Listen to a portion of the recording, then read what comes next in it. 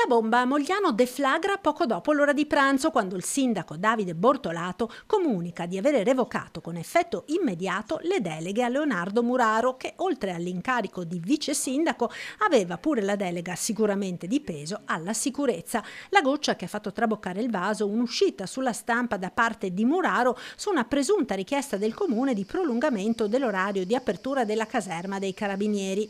Ma da tempo i rapporti tra il primo cittadino ed il suo vice erano tesi. Purtroppo c'è stata un'uscita giornalistica che ha creato imbarazzo per me, perché alcune istituzioni si sono irrigidite dopo questa uscita. Ho dovuto portare delle giustificazioni, e buttare acqua sul fuoco, e questo purtroppo non va bene. Poi una delegittimazione costante non fa bene a un sindaco.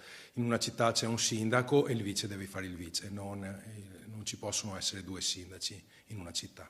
Un logorio della fiducia e del rapporto di sintonia tra le due massime cariche del comune che ha portato alla defenestrazione di Muraro. È mancato pian piano quel rapporto di fiducia che è fondamentale tra un sindaco e il suo vice.